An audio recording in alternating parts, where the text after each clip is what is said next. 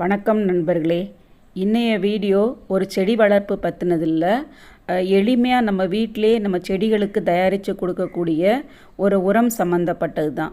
அது எந்த மாதிரியான உரன்றதை வீடியோவில் போய் பார்க்கலாம். இப்போ நம்ம பார்த்துட்ருக்கிறது ஒரு ராமபானம் செடி. இந்த செடி ரொம்ப டல்லாகி இலைகள்லாம் ஒரு மாதிரி எல்லோ கலர்லாகி பூவே பூக்காமல் ஒரு மாதிரி நோய் அடித்த மாதிரி இருந்தது. அப்போது நான் வீட்டிலையே இருக்கக்கூடிய கருவேப்பிலை மரம் எல்லார் வீட்லேயுமே கண்டிப்பாக இருக்கும். அந்த கருவேப்பிலை இலைகளை நல்லா காய வச்சு பொடி செஞ்சு இந்த செடிகளுக்கு பயன்படுத்தும் போது நல்ல ரிசல்ட் கிடைச்சது.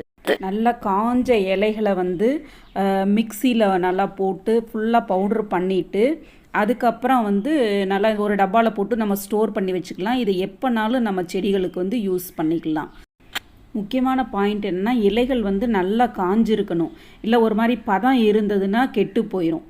அதனால் நல்லா காய வச்சு பொடி பண்ணி வச்சுக்கலாம்.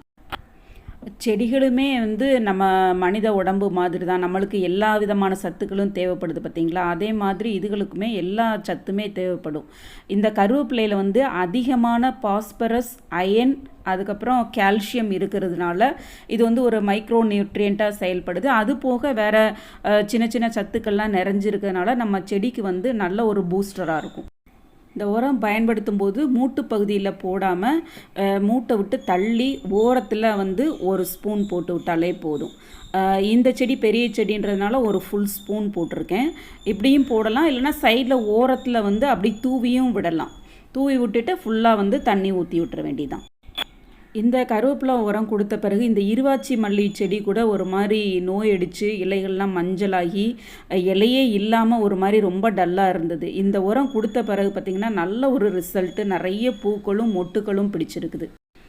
இந்த உரத்தை நம்ம எல்லா செடிகளுக்குமே யூஸ் பண்ணலாம். மல்லிகை செடிகளுக்கு மட்டும் இல்லாமல் பூச்செடிகளுக்கு, காய்கறி செடிகளுக்கு, ஆர்கானிக் உரன்றனால பழச்செடிகள் எல்லாத்துக்குமே யூஸ் பண்ணலாம்.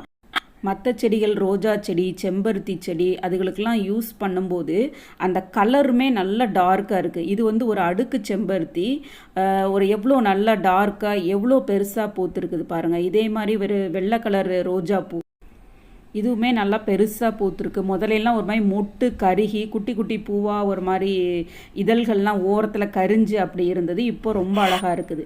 இந்த பன்னீர் பூவுமே மொட்டே எடுக்காமல் இருந்தது. இந்த கருவேப்பிலை உரம் கொடுத்ததுலேயே 1 வீக்லேயே 2 மொட்டு, அதுக்கப்புறம் வேறு மொட்டுக்கள்லாம் தளிர் இலைகள்லாம் நிறைய வந்திருக்குது. சரி நண்பர்களே, நீங்களும் இந்த கருவேப்பிலை உரத்தை உங்கள் செடிகளுக்கு கொடுத்து நல்ல பூக்களை அறுவடை பண்ணுங்கள். மீண்டும் அடுத்த வீடியோவில் வேறொரு புதிய வகை செடியை பற்றிய பதிவுடன் உங்களை சந்திக்கிறேன். அதுவரைக்கும் பை நண்பர்களே.